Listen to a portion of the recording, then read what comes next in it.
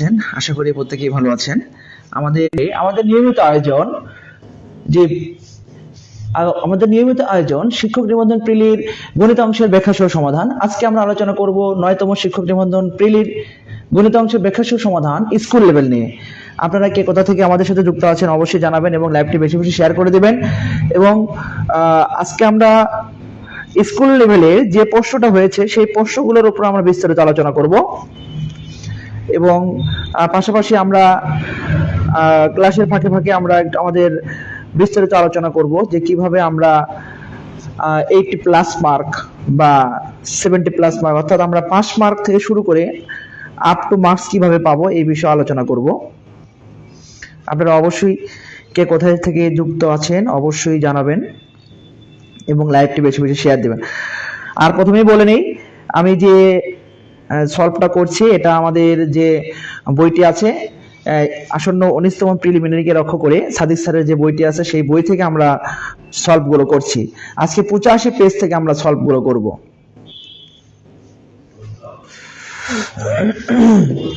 আমাদের কাছে যাদের কাছে এই বইটি আছে আপনারা 85 পেজ বের করলে আজকের আলোচনার বিষয়টি পেয়ে যাবেন। আমরা আমাদের মূল আলোচনা শুরু করি। এখানে 1 নম্বর যে প্রশ্নটি দেয়া আছে আপনারা ক্লিয়ার শুনতে পাচ্ছেন কিনা এবং দেখতে পাচ্ছেন কিনা অবশ্যই ইনফর্ম করবেন। এখানে প্রথমে বলা আছে এ ইন্টারসেকশন বি এর মান নির্ণয় করো। তাহলে ইন্টারসেকশন অর্থ হচ্ছে এটাকে আমরা বলি সেট অর্থাৎ দুইটা সেটের মধ্যে যে মানটা আমরা পাবো তাকে আমরা বলি ইন্টারসেকশন অর্থাৎ সেট। অর্থাৎ আমরা যখন এ এবং বি এর দুটো সেট পাবো তাহলে এ এবং বি উভয় সেটের ভিতরে যে অংশটা থাকবে এটাকে আমরা বলি এ ইন্টারসেকশন বি। তাহলে এখানে আমাদের নির্ণয় করতে বলছে এ ইন্টারসেকশন বি। তাহলে এখানে এ এর মান দেয়া আছে 1 2 3 এবং এখানে বি এর মান দেয়া আছে 2 3 7। তাহলে উভয়ের ভিতরে আমরা দেখতে পাচ্ছি যে 2 এবং 3 বিদ্যমান। তাহলে আমাদের উত্তর হবে 2,3। তাহলে আমাদের উত্তর হবে 2,3। তাহলে আপনারা কিন্তু খেয়াল করুন এটা কিন্তু খুবই সহজ ওয়েতে আমি অঙ্কটি সমাধান করলাম। স্কুল পর্যায়ে যে প্রশ্নগুলো আছে এগুলো আজকে আমরা আলোচনা করব। আমি আপনাদেরকে বারবার বলি আপনারা যারা আসন্ন 19তম প্রিলিমিনারিকে টার্গেট করেছেন তারা অবশ্যই 6ষ্ঠতম শিক্ষক নিবন্ধন থেকে 19তম শিক্ষক নিবন্ধন পর্যন্ত যতগুলো প্রশ্ন আছে প্রত্যেকটি প্রশ্ন ব্যাখ্যা সহ সমাধান করবেন। পরবর্তী প্রশ্ন, একটি বৃত্তের ব্যাসার্ধ দেয়া আছে, বৃত্তের ক্ষেত্রফল নির্ণয় করো। আমরা জানি বৃত্তের ক্ষেত্রফল পাই আর স্কয়ার অর্থাৎ পাই আর স্কয়ার, এটা আপনারা পারবেন। এখানে এবিসি ত্রিভুজের দুটি কোণের পরিমাণ দেয়া আছে, আমাদের সি কোণের পরিমাণ নির্ণয় করতে বলছে। আমরা জানি একটি ত্রিভুজের 3টি কোণের পরিমাণ অর্থাৎ 3টি কোণ যোগ করলে 180 ডিগ্রি হবে। যেহেতু এখানে এ কোণ এবং বি কোণের পরিমাণটা দেয়া আছে তাহলে সি কোণটা নির্ণয় করতে হলে 180 থেকে আমরা এই বি কোণ এবং সি কোণের পরিমাণটা বাদ দিয়ে দিব। তাহলে এখান থেকে আমরা 105 ডিগ্রি। তাহলে আমরা এখান থেকে আমরা সি কোণের পরিমাণটা নির্ণয় করতে পারবো। অর্থাৎ আমরা জানি ত্রিভুজের 3টি কোণের পরিমাণ 180 ডিগ্রি এবং চতুর্ভুজের 4টি কোণের পরিমাণ 360 ডিগ্রি, এটা আমরা জানি। এখান থেকে আমরা এইভাবে এই মানটা নির্ণয় করতে পারবো। আপনারা খেয়াল করুন ত্রিকোণমিতিক অনুপাতের ক্ষেত্রে কিছু জিনিস আপনাদের মনে রাখতে হবে যেগুলো যাদের হায়ার ম্যাথ ছিল আপনারা তারা পারবেন এবং তাছাড়া আপনারা যারা আর্টস ফ্যাকাল্টিতে পড়েছেন হায়ার ম্যাথ পড়েননি তাদের জন্য একটু কঠিন হয়ে যাবে। তারপরেও কিছু জিনিস আপনারা মনে রাখার চেষ্টা করবেন। যেমন এখানে বলছে সাইন মাইনাস থিটা সমান লেখা যায় মাইনাস সাইন থিটা, এটা মাথায় রাখতে হবে। আপনারা কয়েকটা জিনিস লিখে রাখেন যে cos একমাত্র cos মাইনাস থিটা থাকলে আমরা লিখব হচ্ছে cos থিটা এবং sec মাইনাস থিটা থাকলে আমরা লিখব sec থিটা এবং বাকি যে ত্রিকোণমিতিক অনুপাতগুলো আছে সেই ত্রিকোণমিতিক অনুপাতগুলোর ক্ষেত্রে মাইনাস থাকলে সেই মাইনাসটা সামনে চলে আসবে অর্থাৎ মাইনাস cot থিটা এবং এখান থেকে আমরা সাইন মাইনাস থিটাকে যদি লিখি তাহলে মাইনাস সাইন থিটা এবং কসেক মাইনাস থিটা থাকলে আমরা লিখবো মাইনাস কসেক থিটা। অর্থাৎ আপনারা মনে রাখবেন একমাত্র কস এবং সেক মাইনাস থাকলে মাইনাসটা খেয়ে ফেলবে এবং বাকি সবগুলো ত্রিকোণমিতিক অনুপাত মাইনাসটা বের করে দিবে, এটা আপনারা খেয়াল রাখবেন।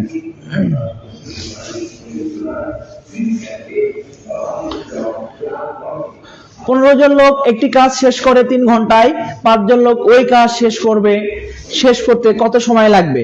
তাহলে 15 জন লোক যে কাজটি করবে 3 ঘন্টায়, 15 জন লোক কাজ করে 3 ঘন্টায়। আপনারাই বলুন তো একজন লোক কাজ করতে সময় কত লাগবে? 15 জন যে কাজ 3 ঘন্টায় করবে, একজন সেই কাজ করতে অবশ্যই সময়ের বেশি প্রয়োজন হবে। আর যখন বেশি সময়ের প্রয়োজন হবে তখন অবশ্যই আমরা মান দুটাকে কি করব? গুণ করে দিব, অর্থাৎ 3 এবং 15 গুণ করব। এবং তারপর বলছে আমাদের এখানে 5 জন লোক কাজ করার জন্য অবশ্যই আমাদের সময়ের কম সময় লাগবে। তাহলে এখানে 3, অর্থাৎ আমাদের সময় লাগবে 9 ঘন্টা। ঐকিক নিয়ম থেকে আমরা একটা প্রশ্ন পাই, সবসময় একটি প্রশ্ন পাচ্ছি যে এই টাইপের যে প্রশ্নগুলো আছে এই প্রশ্নগুলো আমরা বরাবরই এখান থেকে পাচ্ছি। আপনারা কে কোথা থেকে লাইভ দেখছেন অবশ্যই জানাবেন, এবং ক্লিয়ার শুনতে পাচ্ছেন কিনা এটাও আপনারা জানাবেন। আপনারা লাইভটি শুনতে পাচ্ছেন কিনা জানাবেন।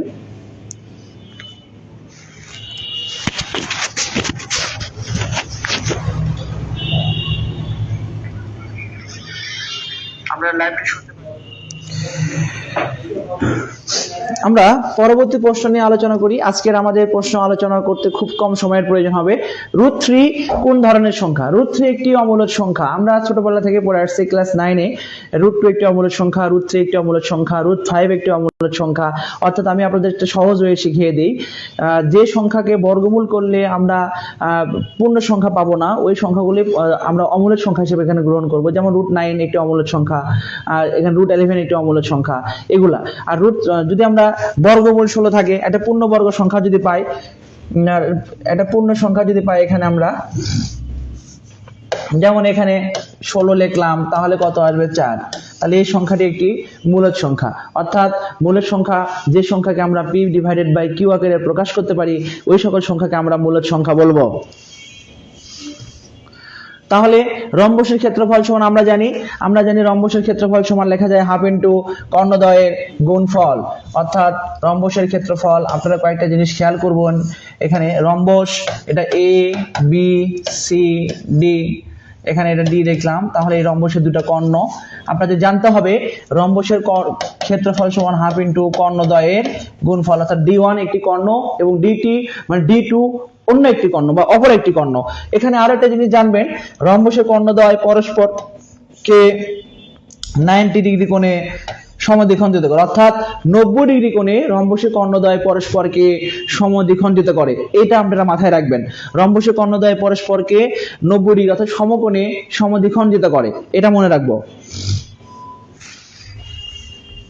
পরবর্তী প্রশ্ন, x y এর মান।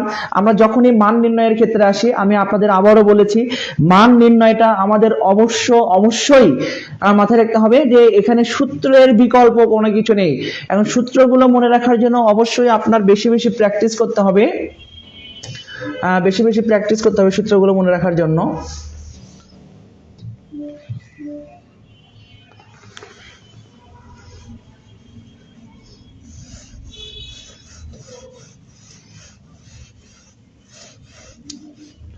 এখানে x y এর মান নির্ণয় করতে বলছে।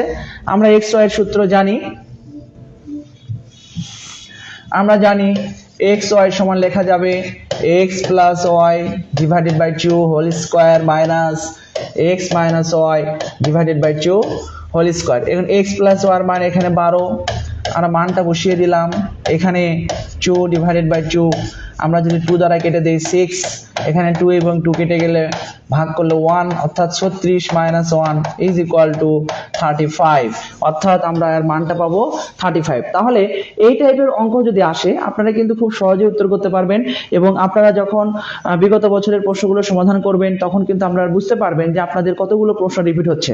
এবং আমি আপনাদেরকে আবারও বলবো, আপনারা যারা আসন্ন 19তম প্রিলিমিনারিকে টার্গেট করেছেন তারা অবশ্যই 6তম শিক্ষক নিবন্ধন প্রিলি থেকে, প্রিলির যত প্রশ্ন আছে সেখান থেকে শুরু করে 18তম শিক্ষক নিবন্ধন প্রিলি পর্যন্ত সবগুলো প্রশ্ন ব্যাখ্যা সহ সমাধান করবেন। আমি শুধু গণিতের অংশই বলবো যে আপনারা 20টার উপর মিনিমাম 20টা প্রশ্ন কমন পাবেন, এবং আপনারা এই সবগুলো প্রশ্ন একত্রিতভাবে পাবেন আমাদের এই বইটিতে। আপনারা আসন্ন প্রিলিমিনারিকে লক্ষ্য করে, 19তম প্রিলিমিনারিকে লক্ষ্য করে আমাদের এই বইটি ছাপা হয়েছে।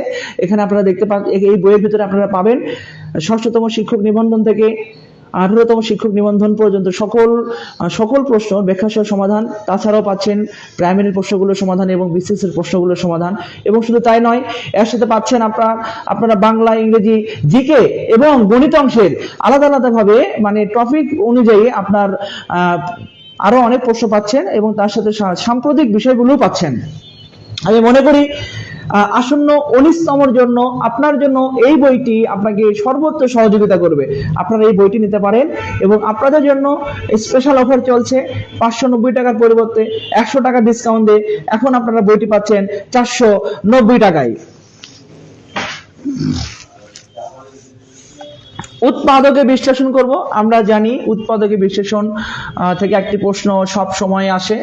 আমরা উৎপাদকটা একটু করার চেষ্টা করি। এখানে যেটা দেয়া আছে x² - y² + 2y - 1, আমরা একটু সাজিয়ে নেই। x² মাইনাসটা কমন নিলাম, মাইনাস কমন নিলে শুধু চিহ্নর পরিবর্তন হবে, আর বাকি কাজগুলো হবে না।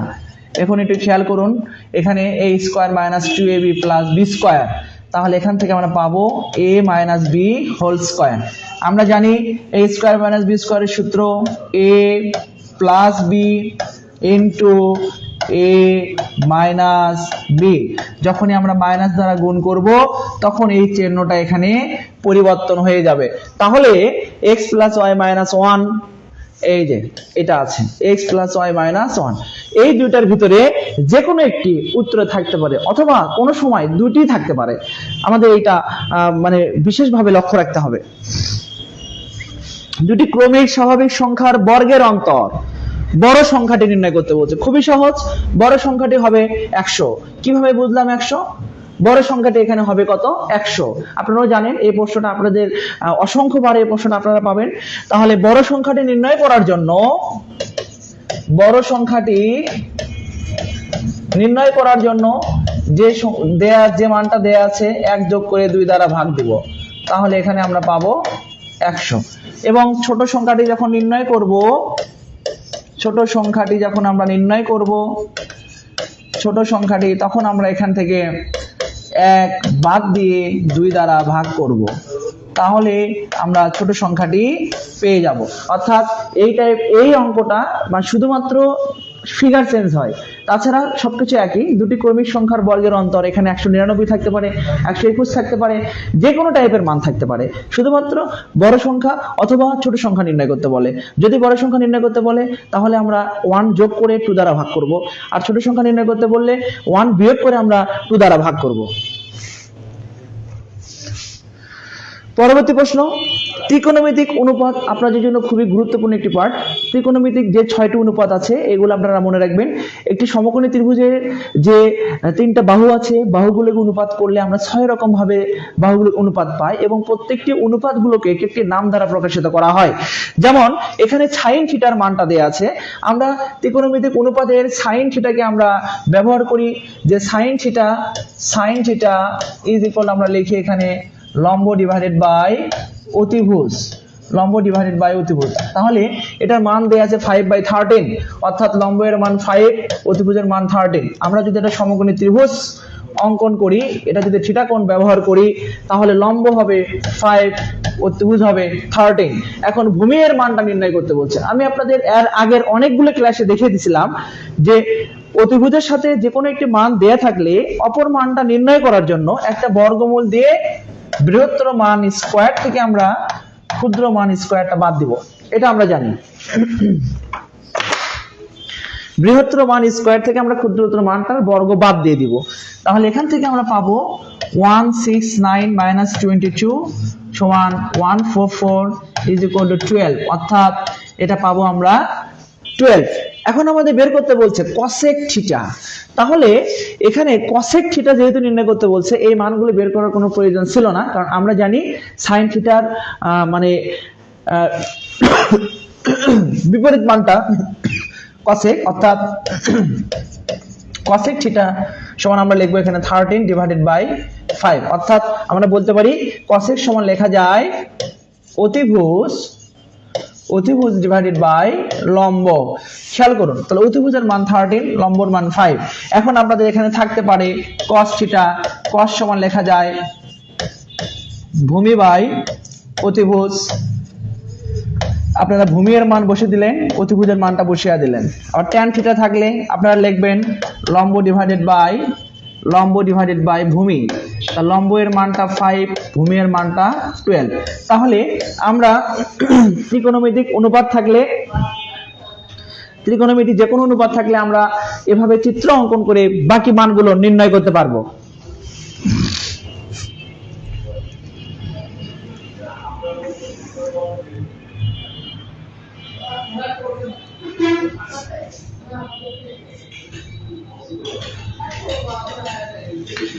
আপনারা কে কোথা থেকে লাইভটি দেখছেন অবশ্যই জানাবেন।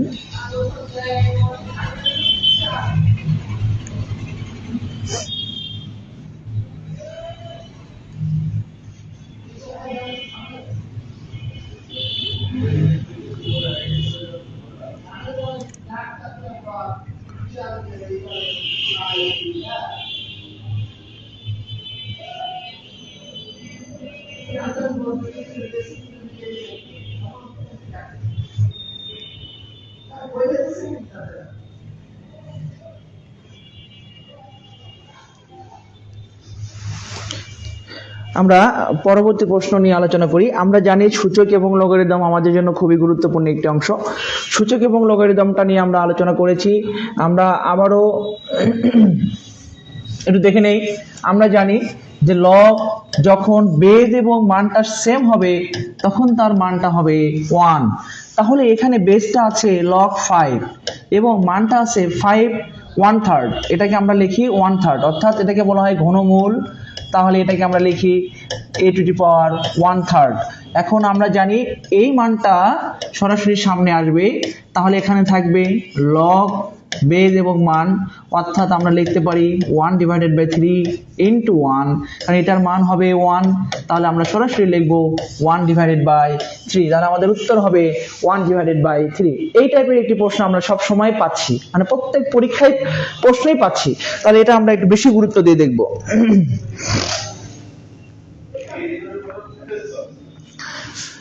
কোন সংখ্যার এত অংশের সাথে 6 যোগ করলে সংখ্যাটির এত অংশ হবে। তাহলে কোন সংখ্যাটি এখানে দেয়া নেই, এই সংখ্যাটিকে আমরা x এর মাধ্যমে প্রকাশ করলাম।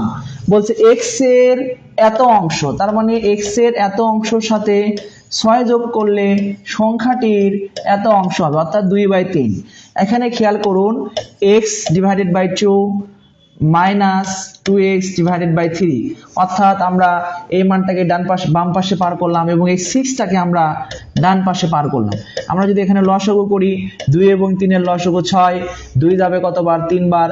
3 দ্বারা 2 কে গুণ করলে হবে 3x, মাইনাস 3 দ্বারা যদি 6 কে ভাগ করি হবে 2, 2 দ্বারা গুণ করলে হবে এখানে 4x = -6। তাহলে এখানে আমরা পাচ্ছি -x/6 = -6। উভয় পাশে মাইনাস কেটে যাবে, তাহলে x বাম পাশে কোনো মান ভাগ থাকলে ডান পাশে সেই মানটা গুণ করে দিব, অর্থাৎ 36। অর্থাৎ আমরা সংখ্যাটি পাচ্ছি 36। তাহলে এই টাইপের প্রশ্নগুলো যেগুলো অজানা রাশি থাকবে, ওই অজানা রাশিগুলোকে আমরা ধরে নিয়ে পদার্থ যে রাশি থাকবে ওই রাশির সাথে একটা সমীকরণ তৈরি করব। সমীকরণ তৈরি করে ওই সমীকরণটাকে সমাধান করলে আমরা অজানা রাশিটার মান পেয়ে যাব। আয়েশা বেগম লিখেছেন, আসসালামু আলাইকুম স্যার। ওয়ালাইকুম আসসালাম।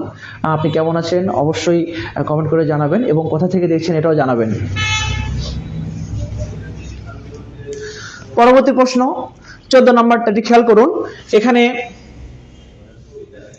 আমি আগে বলেছিলাম আমাদের মানে মান নির্ণয়ের ক্ষেত্রে সূত্রের বিকল্প কোনো কিছু নেই। মান নির্ণয়ের জন্য আমাদের অবশ্যই সূত্রটা বেশি বেশি মানে মনে রাখার চেষ্টা করতে হবে, অর্থাৎ প্রয়োগটা শিখতে হবে। আমাদের a প্লাস 1/a এর মান দেয়া আছে, a cube plus 1/a cube সমান আমরা এখানে লিখি যে a plus b whole cube minus 3ab into a plus b। এটার মান দেয়া আছে 3, আমরা এখানে 3 বসে দিব, মাইনাস 3 এটা কেটে দিব ইন্টু 3, তাহলে এখানে 27 মাইনাস 9 ইজ ইকুয়াল টু 18। তাহলে এই মানগুলো এগুলো মনে রাখার জন্য, অর্থাৎ মান নির্ণয় করার জন্য আমাদের সূত্রের বিকল্প কোনো কিছু নেই। আমরা মান নির্ণয়ের জন্য যে সূত্রগুলো প্রয়োজন, এই সূত্রগুলো আমরা অবশ্যই মনে রাখার চেষ্টা করব।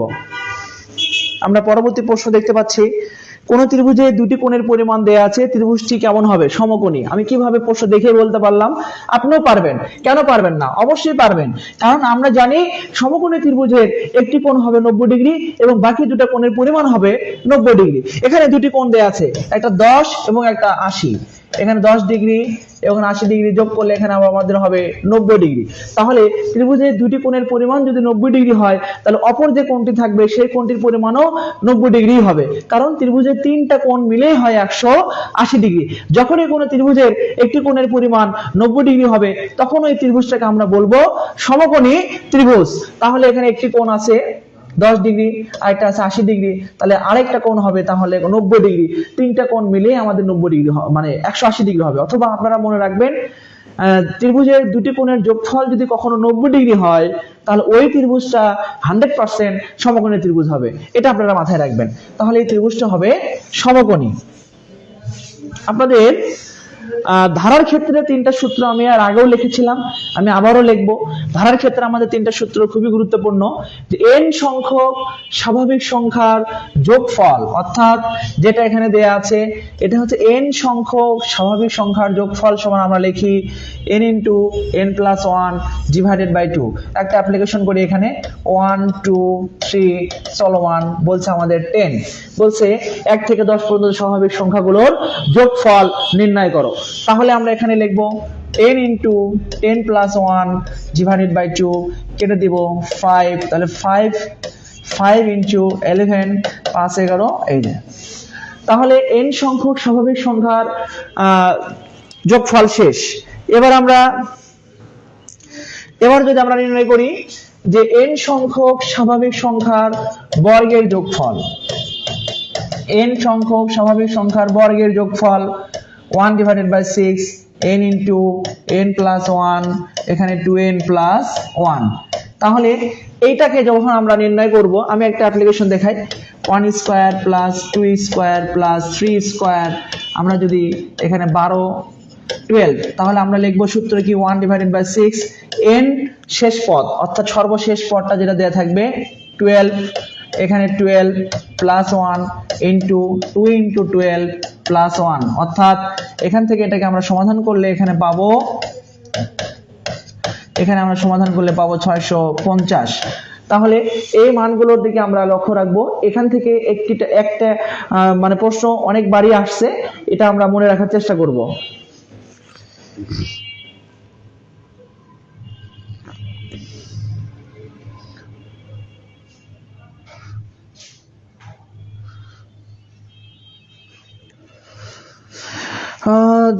ধন্যবাদ।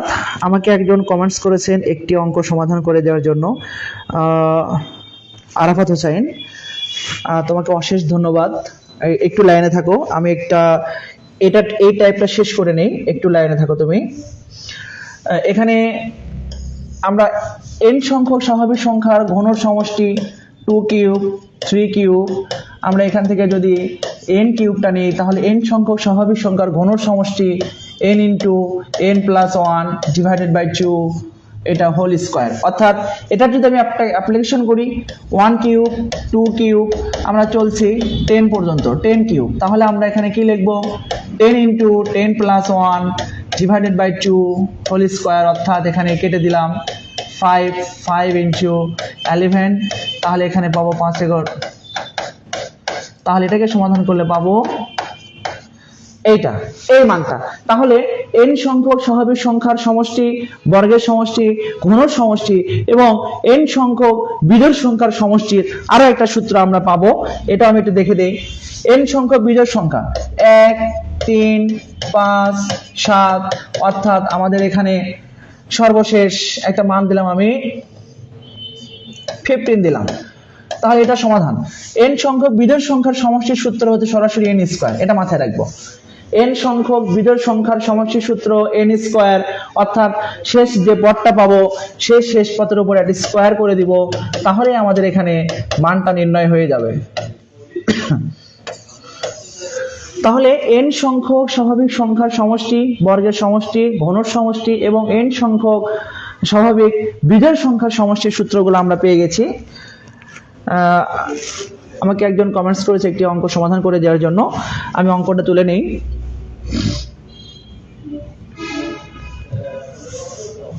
একটু ভালো করে লক্ষ্য করবেন যে অঙ্কটা আরফাত হোসাইন, এখানে যে অঙ্কটা দেখতে পাচ্ছি উনি যে অঙ্কটা আমাকে দিয়েছে ax প্লাস by প্লাস 5, আরেকটা হচ্ছে ax প্লাস by প্লাস 3। প্রিয় শিক্ষার্থী, এই প্রশ্নটা সমাধান করার জন্য আমাদের এই সূত্রটা ব্যবহার করতে হবে। x plus a into x plus b সমান আমরা লিখতে পারি x square plus a plus b into x plus ab। এই সূত্রটা ব্যবহার করব আমরা। এখন এই মানটাকে আমরা x প্লাস a এবং x প্লাস b তে কনভার্ট করব, অর্থাৎ উভয় জায়গায় আমরা x এর মানটাকে মানে x রাখতে হবে।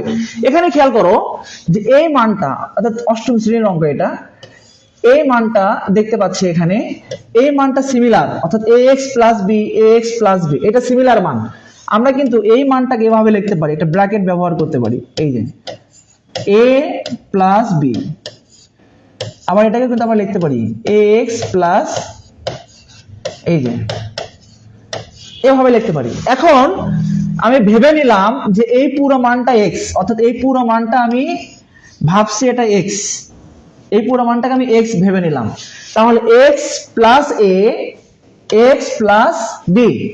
এখন আমাদের সূত্র যেটা ছিল, সূত্র ছিল x স্কয়ার, আমি ধরে নিয়েছি এই মানটা x। আচ্ছা ঠিক আছে, x স্কয়ার প্লাস সূত্র ছিল a প্লাস b, আমি এই মানটাকে আমি a দিলাম, এই মানটাকে b দিলাম। তাহলে এই মানটা লিখলাম a plus b into x plus a b। তাহলে এখানে যে জিনিসগুলো আমরা ব্যবহার করলাম, x টাকে ধরে নিলাম যে ax প্লাস by এবং এটাকে আমরা ধরলাম 5 এবং বিটাকে আমরা ধরলাম 3। আমি জাস্ট এটা বোঝানোর জন্য, এটা ধরার কোনো প্রয়োজন নেই, সরাসরি হবে, জাস্ট মানে একদম ভেঙে ভেঙে বোঝানোর জন্য। তাহলে আমাদের সূত্রটা কি ছিল যে x square a plus b into x plus ab, এই যে x square a plus b into x into ab। আচ্ছা, এবার x এর মানটা যেটা ছিল ax প্লাস by বসিয়ে দিলাম।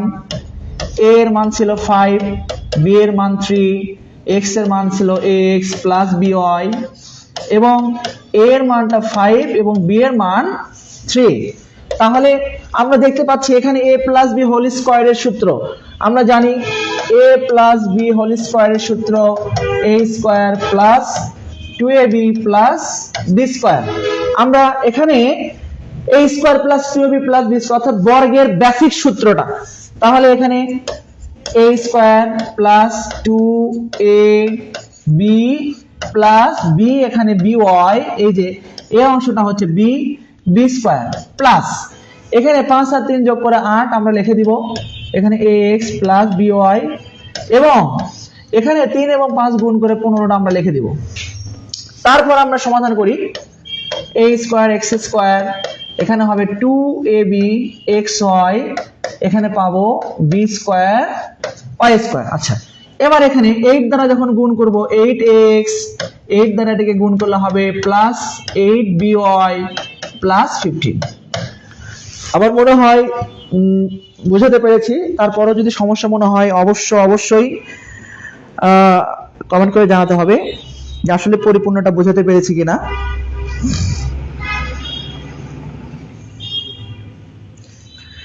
আরাফাত হোসেন, আপনাকে অশেষ ধন্যবাদ। আপনাদের কোনো সমস্যা হলে আপনারা লাইভে কমেন্ট করে জানাতে পারেন যে আপনাদের কোন টাইপের প্রশ্ন সমস্যা হচ্ছে, বা সেগুলো আমি অবশ্যই সেগুলো সমাধান করে দেওয়ার চেষ্টা করব। আমরা পরবর্তী প্রশ্নটা খেয়াল করি। সূচক থেকে প্রশ্নটা এসেছে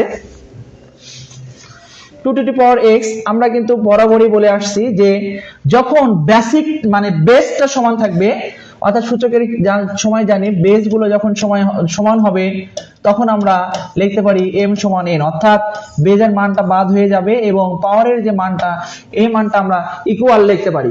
তাহলে এখানে দেখতে পাচ্ছি 2 এর পাওয়ার আছে এবং এখানে 2 স্কয়ার, অর্থাৎ বেস সমান করতে হবে এখানে আমার। তাহলে 4 কে ভেঙে দিলাম 2 স্কয়ার, এখানে 2x প্লাস 7, এখানে 2 দ্বারা গুণ করলে 2x প্লাস 2। এখন আমাদের এই বেসটা মিলে গেছে, তাহলে এই বেস আর প্রয়োজন নেই। আমরা লিখব x plus 7 is equal to 2x plus 2, অর্থাৎ 7 মাইনাস 2 2x মাইনাস x, অর্থাৎ আমরা বলতে পারি 5 ইকুয়াল টু x। তাহলে x এর মান আমরা পাচ্ছি 5। x এর মান এখানে 5। আমাদের উত্তরে এখানে 4টা অপশন আছে, কিন্তু সেই 4টা অপশনের ভিতরে x এর মান, দুঃখিত, এখানে একটু মিসিং হয়ে গেছে। এখানে 2 দ্বারা গুণ করলে 2x, 2 দ্বারা 2 কে গুণ করলে এখানে 4 হবে, তাহলে এখানে 4, এখানে হবে 2। তাহলে x এর মান 2, আমাদের মানটা হবে 2। আপনারা সবাই খেয়াল করুন, এই টাইপের সমাধানগুলো অনেকবার আসছে, এর আগেও আসছে।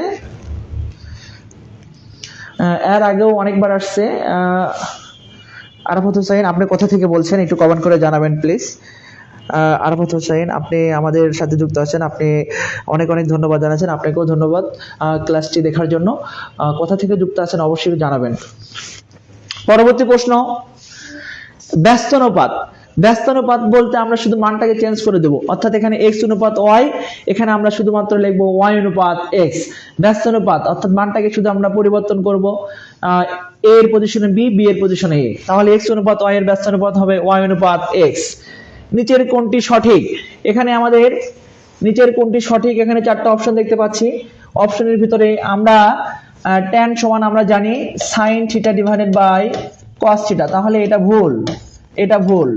আচ্ছা, sin স্কয়ার সমান আমরা জানি 1 মাইনাস cos স্কয়ার থিটা, এবং এটা সমান, এই সূত্রটা আমরা জানি এরকম, sin square theta plus cos square theta equal to 1 এবং sec square theta minus tan square theta equal to 1 এবং cosec square theta minus cot square theta equal to 1। অর্থাৎ স্কয়ারের ক্ষেত্রে আমরা 3টা সূত্র জানি, তাহলে এটাও ভুল, এটাও ভুল, এটাও ভুল। আমরা বলতে পারি sec স্কয়ার সমান 1 প্লাস tan স্কয়ার থিটা, তাহলে এই সূত্রটা রাইট।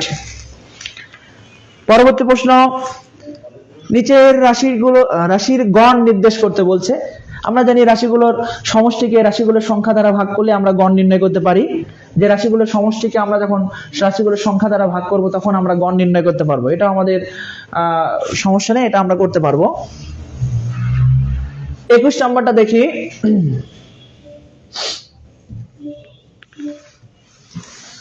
21 নম্বরটা এখানে এই মানটা নির্ণয় করতে বলছে। এই মানটাকে আমরা দুই ভাবে নির্ণয় করতে পারি, a to the power m divided by n। এই মানটাকে আমরা নির্ণয় করতে চাই, তাহলে এইটা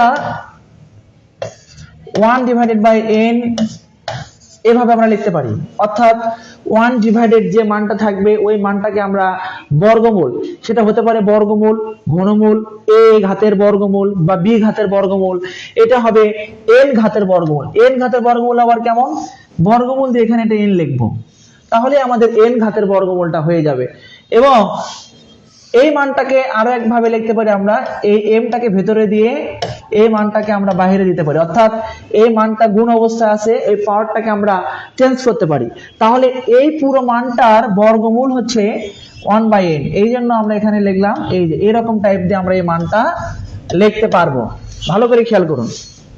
22 নাম্বার, এখানে আছে -1 আমরা জানি পাওয়ার সবসময় গুণ হয়, দুটা -1 গুণ করলে হবে +1, তাহলে এর পাওয়ার 1 হলে সেই মানটা সবসময় বা সর্বদাই a হবে।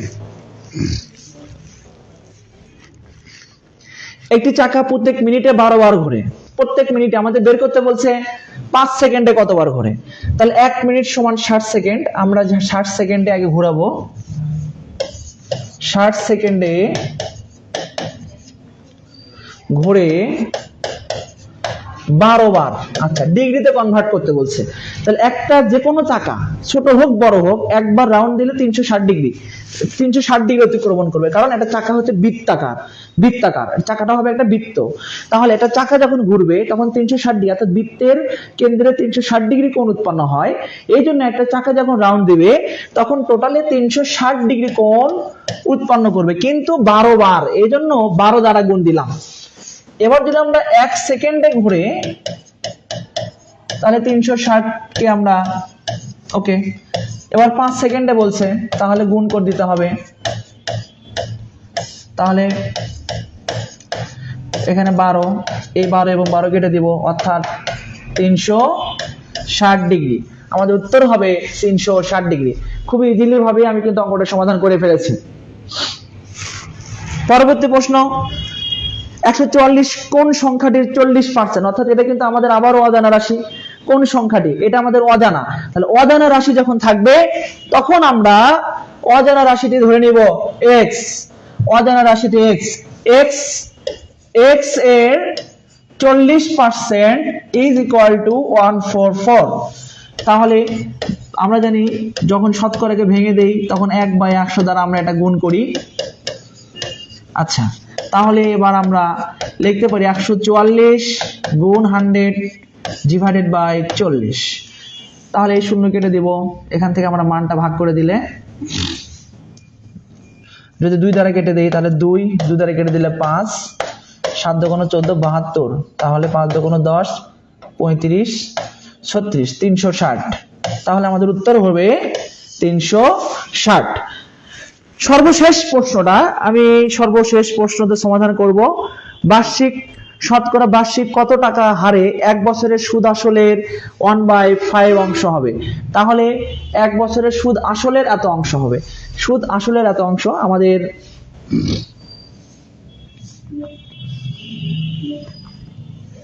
বছর বলছে 1 বছর, মানে সময়টা দেয়া আছে এখানে, সময় n সমান 1 বছর।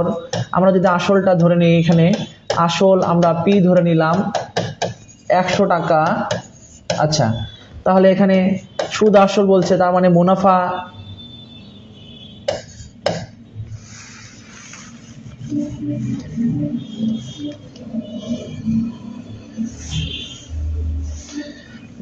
আসল বা সুদ আসল, মুনাফা আসল বা সুদ আসল 100 এর এই যে, তাহলে এখান থেকে তাহলে আসল সমান মুনাফা সমান আমরা পাবো সুদ আসলের এত অংশ।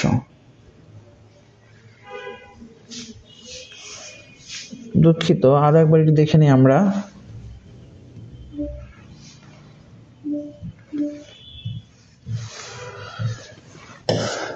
এখানে সময় দেয়া আছে 1 বছর, তাহলে আসলটাকে আমরা ধরলাম 100 টাকা। তাহলে এখানে সুদ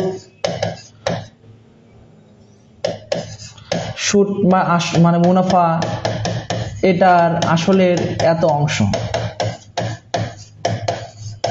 এখন এখানে আমরা যদি I সমান P/N এর সূত্র ব্যবহার করি, তাহলে কিন্তু আমাদের সমাধানটা হয়ে যাচ্ছে। আমাদের বের করতে বলছে R এর মানটা, তাহলে R সমান I/PN, I এর মান 20 টাকা, P এর মান 100 টাকা, N 1 বছর। যখনই আমরা R এর মান নির্ণয় করব তখন আমরা 100 দ্বারা গুণ দিব, এটা এবং এটা কেটে দিব, অর্থাৎ 20%। আপনারা একটু খেয়াল করুন, এখানে সময় দেওয়া আছে 1 বছর এবং বলছে সুদ আসলের এত অংশ। আমরা এখানে আসলটাকে ধরে নিলাম 100 টাকা। আমরা যদি মনে করেন 100 টাকা ধরে নিব না, x ধরে নিব, সমস্যা নেই, x ও ধরে নিতে পারেন, কোনো সমস্যা নেই, তাহলেও হবে। আবার সুদ বলছে এখানে, সুদ বা মুনাফা যেটাকে বলি আমরা, এটার 1/5 অংশ। এখানে সুদটা নির্ণয় করে নিলাম, তাহলে আমরা জানি I সমান P/N, এখান থেকে R এর মানটা নির্ণয় করেছি আমরা, তারপর মানটা বসিয়ে দিয়ে উত্তরটা নির্ণয় করেছি। আমাদের আজকের লাইভটি এই পর্যন্তই থাকবে। আমরা মোটামুটি আসন্ন 19তম প্রিলিমিনারিকে লক্ষ্য করে নিয়ে আমাদের লাইভ ক্লাসগুলো নিচ্ছি, এবং পাশাপাশি আমি ব্যক্তিগতভাবে এই 2025 স্পেশালি 2025 সালে যারা এসএসসি পরীক্ষার্থী আছো, তোমাদের জন্য আমি প্রতিনিয়ত প্রশ্ন সমাধান করার চেষ্টা করছি। আমি আগামীর জন্য একটা প্রশ্নর এমসিকিউ এর সমাধান নিয়ে হাজির হব তোমাদের সামনে। তোমরা যারা আমাদের সাথে ছিলে অবশ্যই থাকবে এবং লাইভটি বেশি বেশি শেয়ার করবে এবং আমার পেজটাকে একটু সবাই ফলো করবে।